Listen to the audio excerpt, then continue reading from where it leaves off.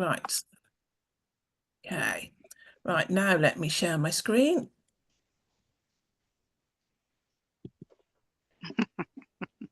Okay.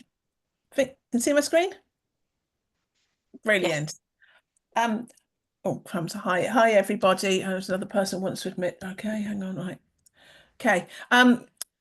So thank you for joining the second in the six series of the PMO Bootcamp. For those that don't know me, I'm Sian Lewis. I've got an introductory slide a little bit later on in the thing, but I can see some familiar faces, which is nice to see. For those who don't know, Jennifer's on the call. She's my virtual assistant, my exceptionally practical and organised virtual assistant that keeps me sort of going. Jennifer, if I'm doing things wrong or whatever, please shout. Or if you need to admit anyone in, please do so. Okay, so this week we're going to cover governance, frameworks, and best practices. The things that the PMO is known for, but I want to put a positive slant on it rather than a negative slant, because I do know that some people think, oh, crumbs, governance, but actually I would like to think that actually if we put governance in right, governance is a help rather than a hindrance, and actually can help deliver change rather than hinder the delivery of change. Okay, so as I said, my mouse has been playing up. I need to do my pad.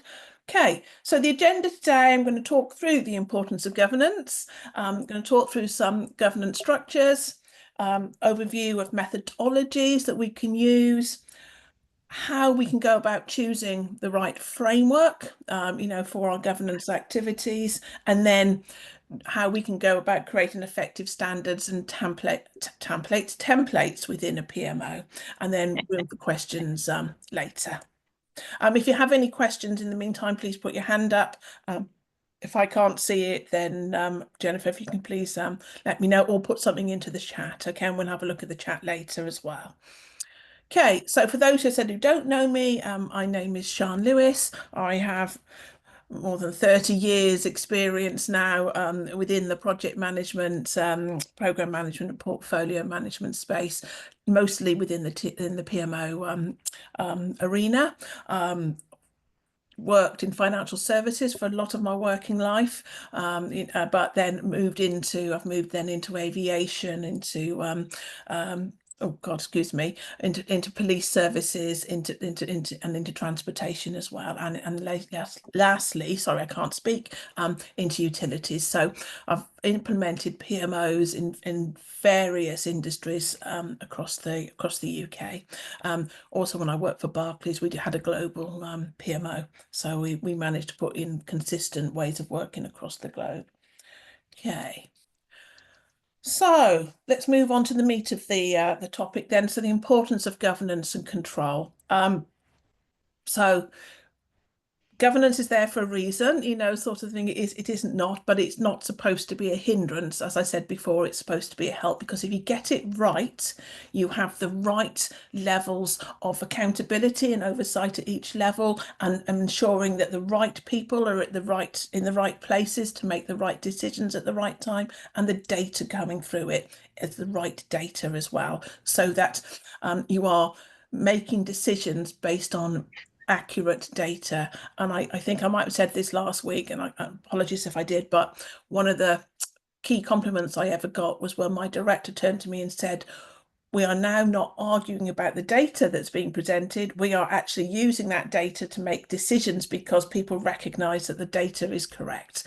Whereas before they had an awful lot of conversation. Well, I don't believe that. I don't believe that. And rather than having the discussion they were meant to be having, they were go away and come back with more validated data.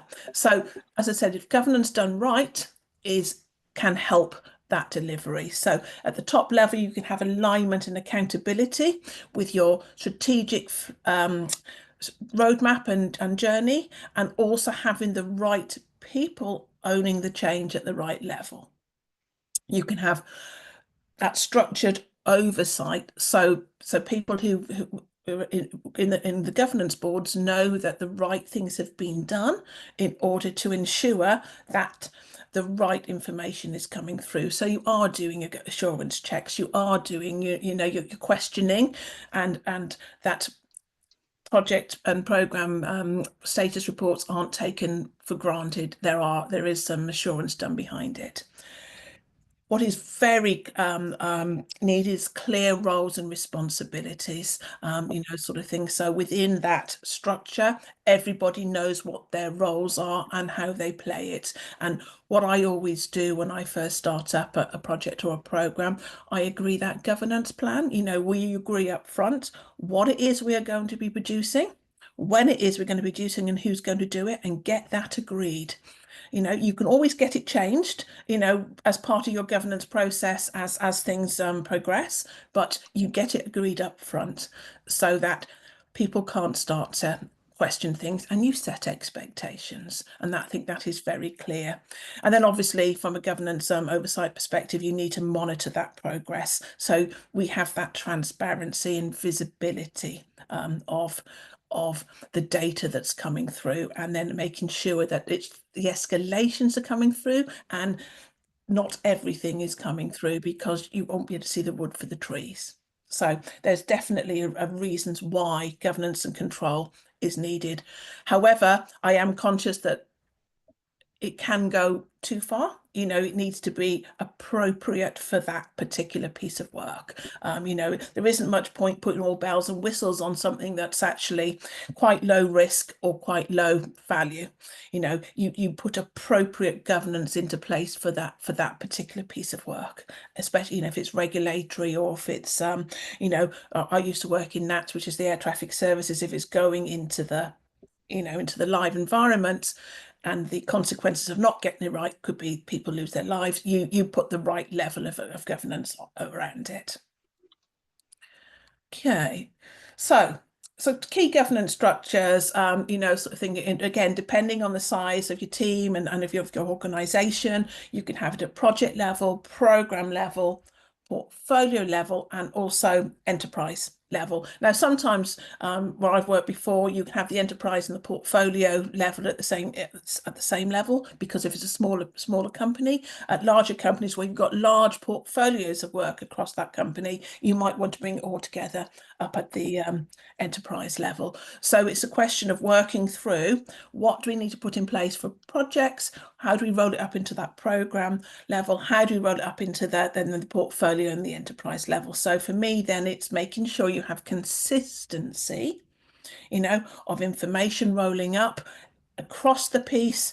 Everybody knows what a red is. Everybody knows what an amber is, because I know, again, where I've worked before, red has different connotations for different people, sort of thing. So it's making sure across the piece, everybody knows what those definitions are, so you have consistency across the piece. And again, what could be a material risk or issue at the project level might not actually even be worth worrying about at portfolio or enterprise level. So it's understanding scale, it's understanding materiality of things. So although obviously at the project level you will manage the issue, sort of thing, and maybe escalate it up to program level, but actually the amount of money or the amount of extra work it needs to unblock that is not a material impact on the overall enterprise level. So it's just understanding scale, complexity, and how you roll those things up.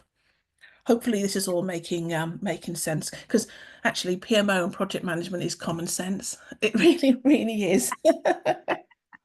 But it's common sense gets lost a lot of the time, because you're in the middle of things, and sometimes that clear brain and clear way of working is lost. So just making sure you have the appropriate levels of governance, each of those levels, and you have the consistency, so you can roll up and you're comparing apples with apples rather than apples with pears. Okay, so these are probably all very familiar to yourselves around the key methodologies that we can sort of impose, sort of thing. So if you're in the UK, P3O, which is the portfolio program project office training that the Axelos does, which I believe is part of the government, they offer that. There's also now something called the CB PMO, which is Certified baseline in PMO, which is offered by the PMO Global Institute. Both of those offer structured approaches to implementing PMOs at all levels, sort of thing, and also introduce what we call the maturity level, sort of as well. So you can do health checks on your PMO, sort of thing, depending on how far you are along your PMO journey, because it's like with everything, you start out at a lower level and then you'll work your way up to a higher level of maturity as your PMO progresses through its life cycle. From a project delivery perspective, there's Prince2 or the APM project management framework. I guess in the States is PMI, sort of thing. So there are various project management methodologies we can start to use.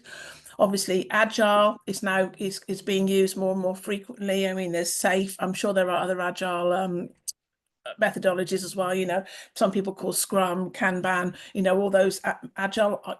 I think they're tools to deliver Agile, but I know some people call that part of the Agile way of working. And then you've got the PM Book of Knowledge, which is just introducing industry standard practice, and I believe that's where the APPM and the PMI take their methodologies from the PMBOK. Okay, there are others, but we just wanted to highlight a few of those methodologies, and then depending on which methodologies you use within your company, then you can start to think about what sort of assurance you can put around it, and then how you put your governance control around. Okay, so we have various frameworks of governance, frameworks, methodologies, and things like that. How do we then decide what is the right framework for our particular, what we want to do for our particular company? And the answer is no, there's no one size fits all, and there's no one right answer. It's actually working out what your organization needs, so it's actually understanding what the organization wants, how is it going to get there, and depends on the culture of the organization as well. There isn't much point putting in an all singing, all dancing, directive PMO in a company that hasn't even got proper project managers, sort of thing. So it's a question of working through what is our culture at the moment, where do we want to get to, and then what is that roadmap we want to put in, and then how are we going to put in that framework. Because I've worked in places where we can deliver through Agile, we can deliver through Waterfall, and we can actually have those delivery methods going on within the same program, because different pieces of work feed themselves into that way of being delivered, sort of thing. So if you've got, for example, when I worked at P&O Ferries, one of the big things we had was the website, because that's the customer facing side of things. So we had a whole load of product development on an existing website that was done via Agile. But where you're talking about building a new ship, or you're building, putting in redirecting the port of Dover so that it actually flows better and things like that, then there's more of a waterfall approach, because you need to understand your requirements up front and go through it in a logical way of working. So you can still have those different methodologies working within the same program, within the same portfolio, and certainly within the company. So it's a question of understanding what way of working is best for this particular piece of change we want to put in.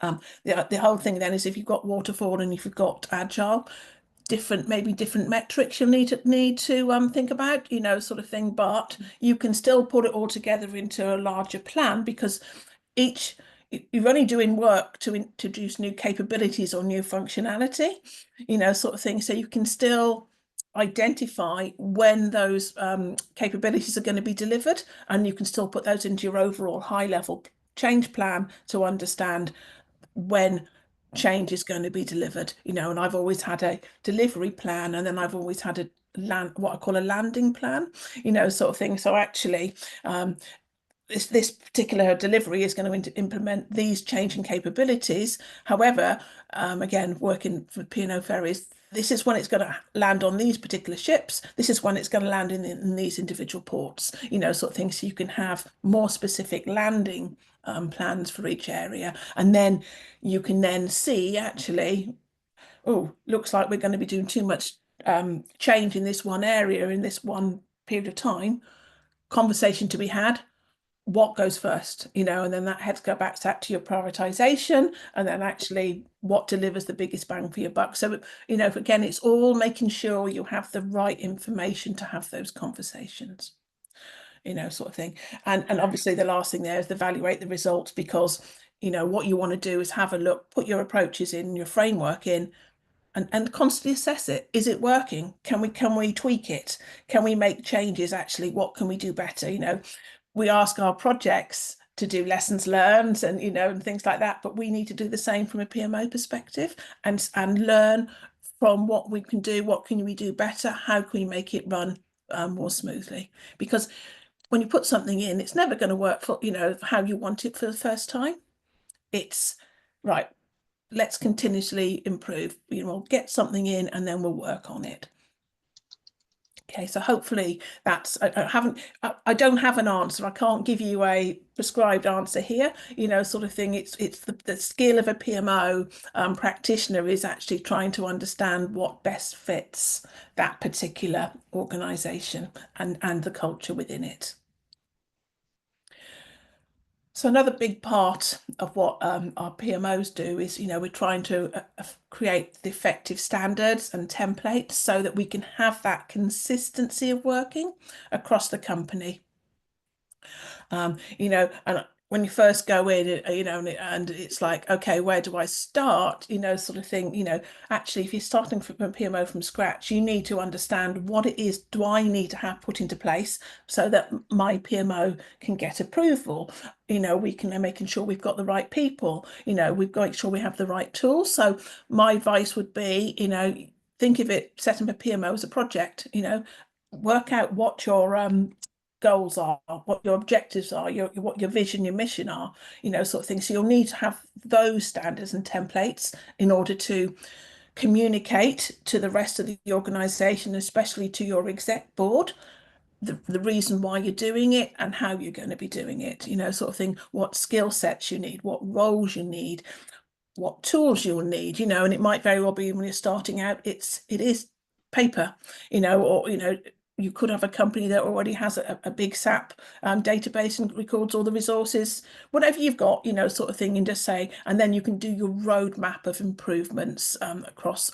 I used to do an 18-month rolling roadmap with a discussion about every 3 months about, are we still on track with the priorities? Have the priorities changed? So therefore I can change my plan of my roadmap. So basically you need to have your PMO, what I call your PMO templates, how your PMO is going to work. Then you need to think about your P3 templates, what are we and processes, what are we going to give to the project managers, the change managers, for them to do their roles, sort of thing. So everyone's doing it consistently. So, right, this is how we're going to manage risks. This is how we're going to manage change controls. This is how I want your reporting to look, to look like. This is the heartbeat I want you to follow. Yeah, sort of thing. So basically think about, right, this is what your risk log looks like. So everybody uses the same risk log. This is your business case template. This is your thing. So again, consistency across the piece so that you can start to compare apples with apples. And if people not aware of that or how to do it, how do you train them? We used to do lunch and learns and run training courses for people, okay, right, risk management, we've noticed your risks aren't being written particularly well. This is how you write a risk. This is what a good risk looks like, and give examples of what good looks like, so people can start to aspire to that, because it's so much easier to follow something that's already been done or given to you than starting from scratch. So there is that piece of work about then building up your template library, your process library, process maps. Now I know they can be a pain to do, but actually they're a really useful tool to plot through what your current process is. And I've done it before, and I'm going, look, we can streamline this, sort of thing. Actually, do you realize how many steps you've got to get through to get to the end result? plot it out and then look for ways to streamline. Again, where I've worked at Nats, we had a team of lean, sort of professionals within the team, so that we could really take heart to heart, have a go at the processes to really streamline them and make them more easy to use, and to cut out those unnecessary steps that add time and effort to everything, So again, I would just really recommend, if you've got the time to do those, really map out your processes, and then you can see where you can save time. For example, when I was at Nats, we had different reporting templates at the project level, at the program level, so you couldn't just roll up, and it took, and because everything was in different ways of doing it, it took my PMO managers about 3 or 4 days to collate this information together, because again, and then roll it up. Now that time could be spent analysing data rather than collating the data and actually making recommendations of what to do. So very simple thing we did, we just simplified all the reporting templates, made them exactly the same at each level, and then you just rolled up and escalated up what you needed to, so that every time someone went to a board, they knew what that report was telling them, rather than having to work through what it was that was trying to be said. So I think I'll probably just go on to status reports there, sort of thing. But again, having that consistent way of reporting across the organization means that people will then understand, when they look at a financial graph, or they look at a risk heat map, or a risk waterfall view, they know what it's telling them, sort of thing, rather than having to sit there and try to understand what it is. And obviously then making sure that your messages are appropriate for the audience. If you're going to a board, you don't want to know that you've got a problem with because someone's off on going off on holiday for 2 weeks, sort of thing, and you need a short-term replacement for a resource. You need to make sure that the right level of messaging goes to the right, the right audience, and making sure that you've got the people on that governance, going back to governance, the governance board, who can then help you unblock any issues that you've got. It's not much point sounding off and saying I've got this issue if you've got no one there who can actually help you unlock it. Now it might very well be it might be more money, or it might be we need more time, but you've got somebody there who can actually go and take it to a higher level for discussion.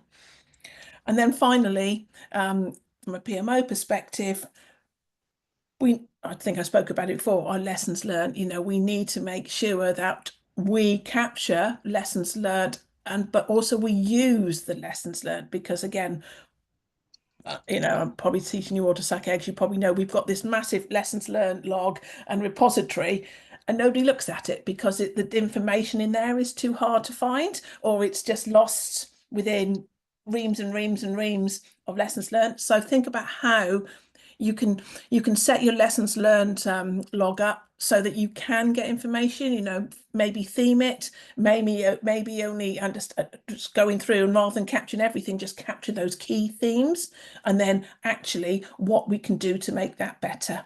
Because what you don't want to do is just chuck it into that log, just chuck it into that log.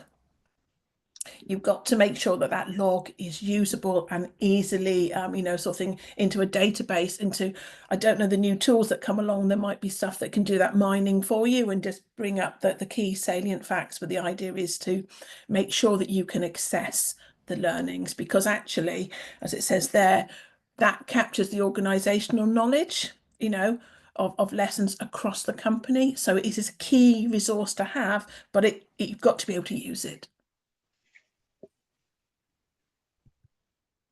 So I've rattled through all that, but so as a summary, sort of a next steps is, sort of you need to go and understand what you've got in place at the moment.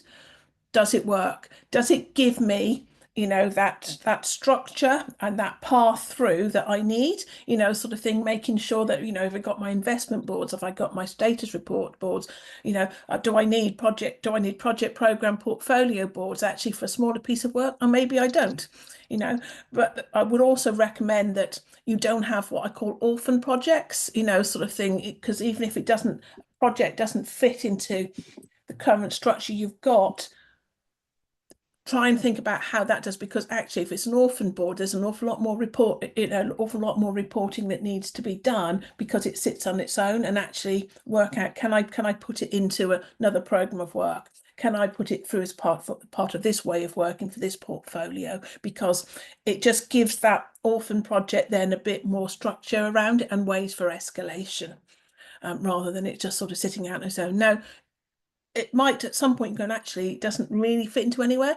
That's fine, but then you have a small project board and then you can have an escalation path up. But again, it's making sure you understand where it sits within the organization and where's the best way for it to go forward, because whole idea of getting governance boards in so you have the right representation. In a project board, you wouldn't expect all your exec to be on there. You'd have representatives of the business who can then escalate up, and your exec would probably, or members of your exec would sit on your top level board, and then you could have their representatives of their senior leadership teams will be sitting on the program boards.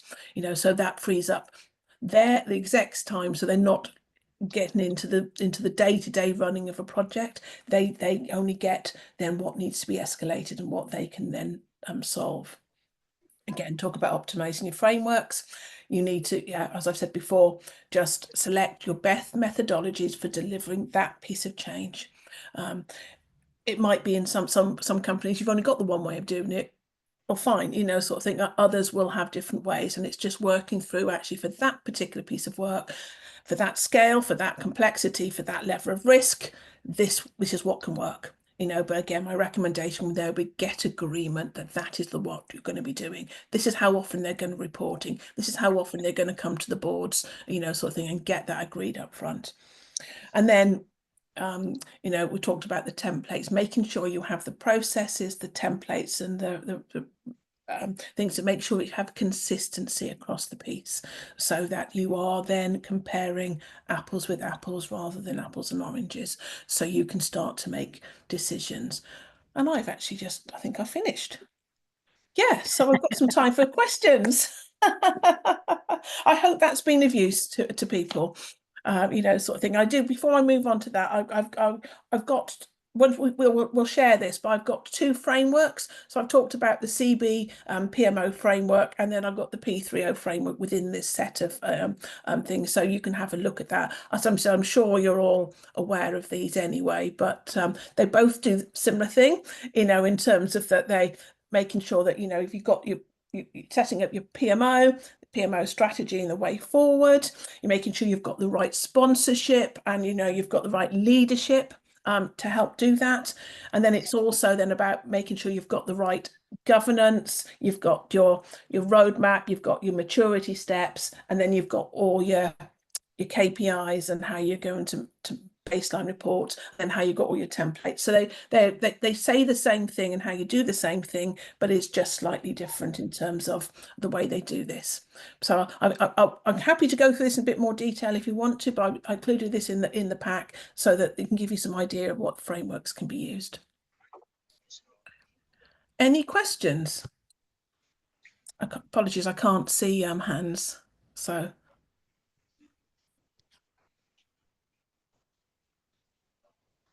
nothing. Oh no, there is. I've seen something in the chat. Sorry. Yeah. Oh, Prasad. Yeah. So see, recently I've seen like a lot of companies are actually moving to the safe agile framework. Yeah. And like how what's your experience with like the functioning of the PMO in the safe framework? Have you come across any case studies or examples? Um, yeah, it looks in my view, like, there is a central PMO which takes care of, like, it's more about the agile coaching and Yeah. Yeah. ensuring that the PI planning happens and the prioritization happens at the portfolio level, and all that kind of things happen. But when it actually comes to the project level, It seems like a lot of projects, senior management wants a lot of projects to actually self-manage rather than having a PMO. So that's my experience there. But I don't know Yeah. what other people have experienced. I would like to know. And I'm happy to open up to the floor. I'll give you my thoughts, sort of thing. I think it's great as a framework, sort of thing, sort of use it. But this is where I think agile gives you a little bit from a PMO perspective, because I think it gives people license to just, we don't need any governance, we don't need anything, we'll just carry on as is.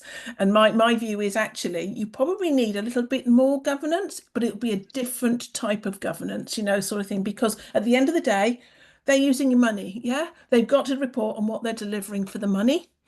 So I still expect that, sort of thing. It might be from the you might work out your planning milestones slightly differently. Yeah. And you might say, okay, rather than having end of phase or end of, sort of thing, these are the kinds of the milestones I want. So I then would look for delivering a functionality or capability and going, okay, so you're now going to deliver, say, for example, off the top of my head, the website can now take payments, through these channels and things like that. So, for example, so I'd still want to know when that would be happening.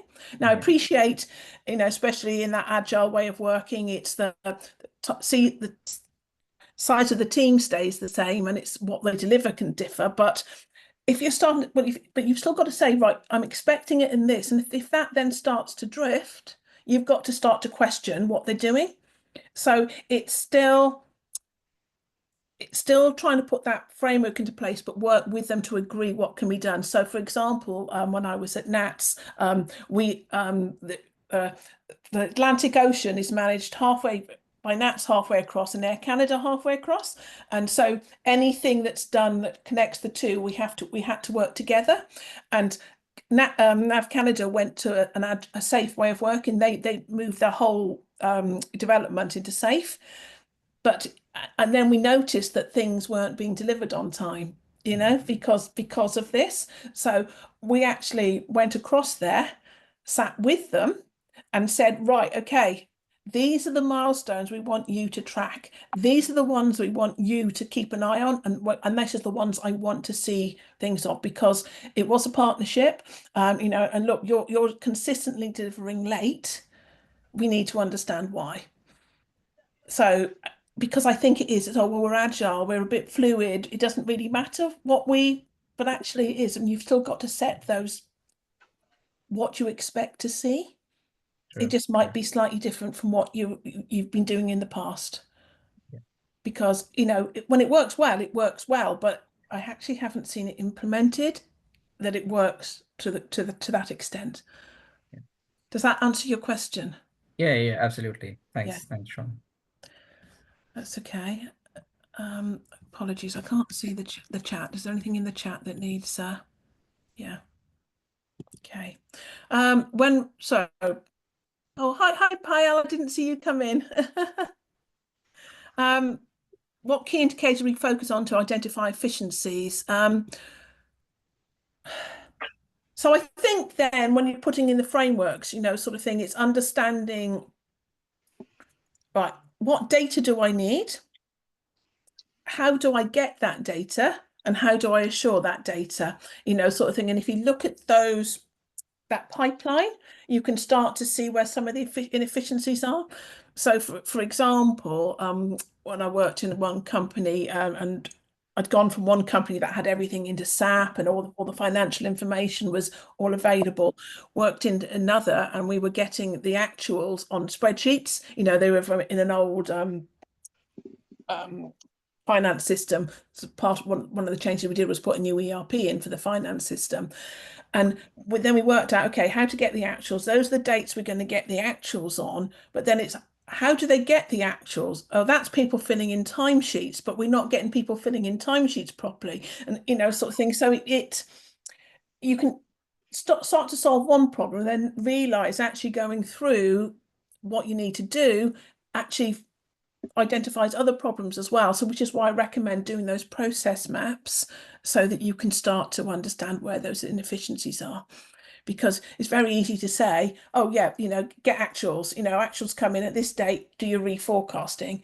But actually, how do you get that? How do you know that information is correct? So you can start to drill down to the next level. And that's why I would say your process maps will start to drive out quite a lot of those inefficiencies.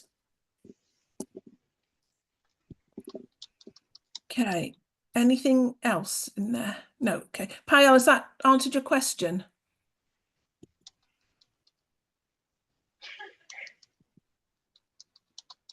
Yes. Yes, Sean. Thank you so much.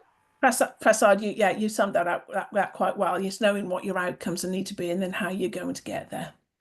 Yeah. Are there any other questions that people want me to go through?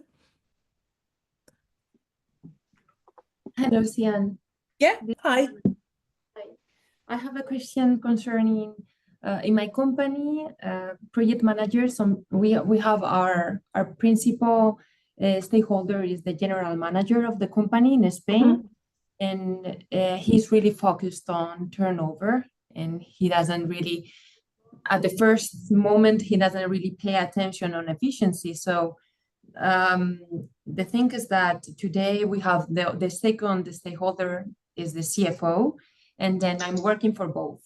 But the thing is that sometimes it happens that there is a project manager and the general manager is addressing a message. We want this at this time. It doesn't matter anything. I want to have this at this time. So even if I'm putting everything together so that we get that date and we do everything efficiently, as the message is coming directly from the general manager, the project managers are going faster, even faster, maybe taking some risks, maybe not controlling everything. And it's very hard. It's very, from my side, it depends on the project manager, but sometimes project managers go faster and they are not efficient. And then which is my responsibility over that? As far as I'm trying really my best to follow the framework and to make sure that we have the risk control under control and that we are also managing the costs. But then what else can I do to make sure that everything is correctly done at the same time that I'm following what both the stakeholders are asking me?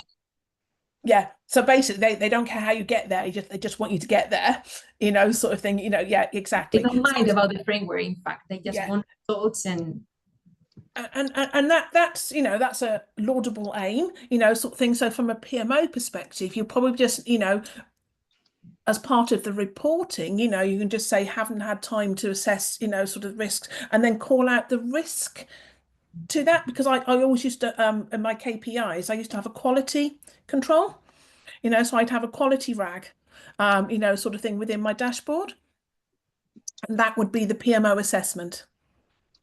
That's great. Yeah, sort of, so it's your independent view of the quality of that particular delivery. You can call it out, and especially if you're starting to get concerned, you can start to put it to amber or to red and put the commentary against it, and then it's up to then that general manager to accept it or not. Exactly. This is a little bit what we are doing. Yeah. But I would like to have a KPI that is more visual, because right now what we are doing is giving an alert concretely on that project, so everything is informed about that. But I want to have something that is visual and that we can see that this project concretely is not following the quality standard. Exactly. And then if you really, again, have it on your dashboard, sort of thing, as one of your KPIs. But then also, if you're starting to get concerned, then as part of my reporting, I'd have something called hot topics, and I would put it in there. Great. Thank you. To make it as part of one of the agenda items. Now, it might be that the board then goes, well, actually, we're okay with that, but then you've got it recorded, you've got it documented. Yeah, it's part of your audit trail going forward. Yeah. So that's what you need to do. Yeah. Because it's and it's not covering your ass or anything like that. It's actually highlighting from your professional perspective, this project is out of control, or not. It's not in where you'd like it to be. Yeah. Exactly. Thank you so much. Yeah. Cool. Excellent. Anything else before I move on, conscious of time. So hang on, bear with me. Right, okay. So as I said, I'm now setting up what I call the PMO coach. I'm 3 months into it now, sort of thing, sort of setting up on my own. I do teach the PMO Global Institute courses. So if people attend all 6 or who want to attend but can't, because I know Sophia said she wanted to come today, but she's I think I can give you a £300 voucher off one of those courses. I can also offer a free one-to-one coaching with me. And I'm also creating this PMO Academy. I was hoping to have that ready for today and go da-da, but I'm not quite there yet with the tech, because I'm not the most technical person in the world. So I need to get that set up so we can send you invites to it. But I'm actually creating what I call a PMO Academy. So where all this free training can sit, and I hope we want to create that community of people so we can start to have conversations and help each other across. So that is what I'm aiming to do. I was hoping to have gone, here you are today, please come and join us. It'll probably hopefully be next week. We can start to get people into that. And the whole idea is then we'll have a free membership, and then we'll have a paid membership for more complex things. But I'm still working through all that, but that's what the offers are for the moment. In terms of, if you want to have a free one-to-one coaching with me, just please let me know, and we'll take it from there. And as I said, I've got these 2 frameworks in here. We'll send this out so you can see them, and then any questions you've got, please just come and speak to me. Thank you. Anything else? Cool. I'll give you 2 minutes back in your diary. Hey, I finished on time. I can talk about this forever, so sort of thing. So luckily we can finish in time. Oh, hang on, we've got 2 new messages. Let me just double check what those are. Okay, good, brilliant. Thank you, guys. Really enjoyed it, and I hope you have too. Yeah, thank Take you very care. much. Cheers. Bye. Bye. Thank you. Thank Bye. you.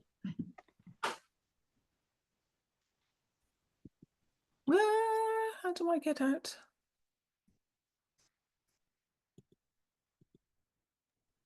Right top corner, leave meeting.